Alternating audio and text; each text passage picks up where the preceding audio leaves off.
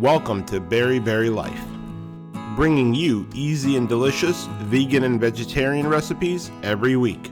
With the summer upon us, we've been craving cooler dishes that are easy to prepare for a fun picnic or a backyard barbecue. So with that in mind, on today's episode, we're making roasted tomatoes with burrata. This is a super easy recipe and it looks elegant. It'll definitely impress at your next party or get together. So let's get started. For this recipe we'll need 4 cups of cherry tomatoes. We love these because they're perfectly bite-sized and they tend to be sweeter. We got these fancy multicolored ones, but feel free to use the red ones. 3 tablespoons of olive oil or extra virgin olive oil. 1/4 cup of pine nuts. 2 cloves of garlic. 1/4 cup of fresh basil. 1/2 teaspoon of salt and 1/2 teaspoon of ground black pepper, 1/2 teaspoon of red chili flakes. These are optional, but we like a little bit of heat. And 8 ounces of burrata cheese. We love the creaminess of burrata. It's mozzarella cheese stuffed with curd and cream. It's great on sandwiches, salads, dips, or spreads. We're also going to make some homemade crostini with a French baguette. You can use an Italian baguette for this as well. If you're new to this channel, glad you could join us. Hit that subscribe button and join our community of foodies. If you like this video, give it a thumbs up and let us know in the comments below. We'd love to hear from you. Also be sure to share it with your friends and family to spread the love. By doing so, you'll be helping to support this channel. And click the bell icon for future upload notifications. We upload recipes every week and you don't want to miss out. We'll start by preheating the oven at 400 degrees Fahrenheit or 200 degrees Celsius. While the oven is heating, we'll prepare the tomatoes. We'll transfer the tomatoes to a baking dish. And then add 2 tablespoons of olive oil. We'll save 1 tablespoon for later. Now we'll add the garlic, which we'll press. The finer the garlic, the more garlicky flavor you get from it. What do you call somebody who's been raised by garlic? Garlic bread. Next we'll add the salt and black pepper. And for a little bit of heat, red chili flakes. And finally, pine nuts. We'll only use half now and save the other half for when it's done baking. Now we'll go ahead and give everything a quick toss. We just want to make sure all the tomatoes are coated with oil. And we're off to the oven. With the oven at target temperature, the tomatoes can go in to bake for 30 minutes. While the tomatoes are baking, we'll go ahead and make crostini. For the crostini, we're going to cut 1/2-inch thick slices at a bias.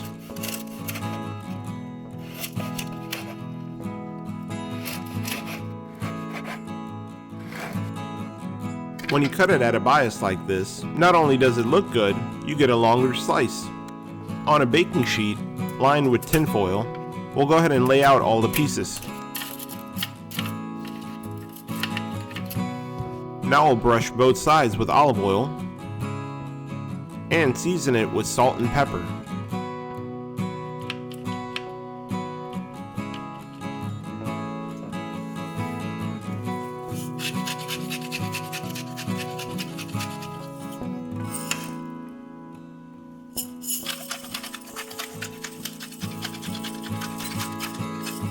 And repeat on the other side.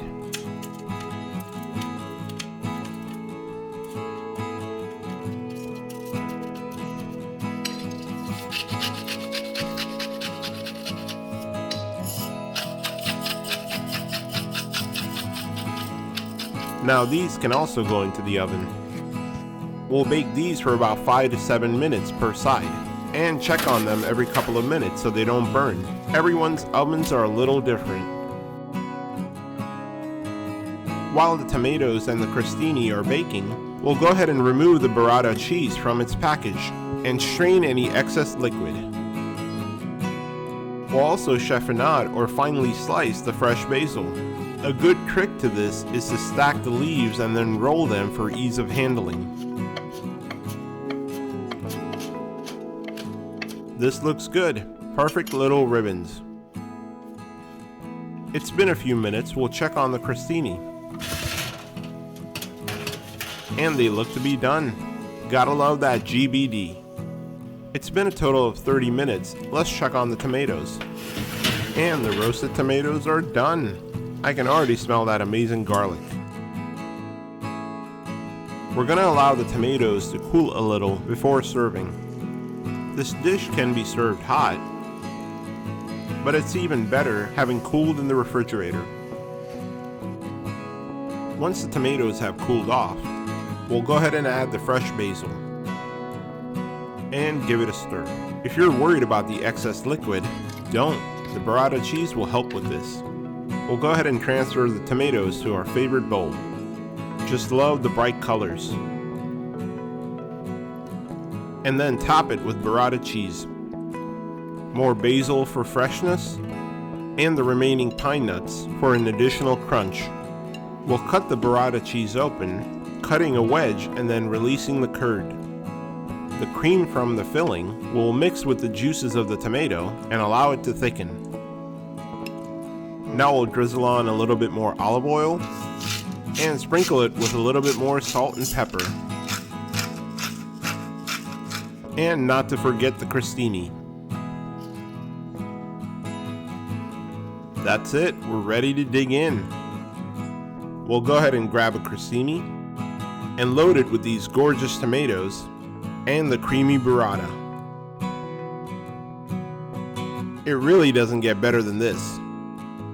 If you're a fan of bruschetta, you'll definitely want to try this. The tangy sweetness of the tomatoes, contrasting the creaminess of the burrata against the crunch of the crostini, simply amazing. Hope you enjoyed this video.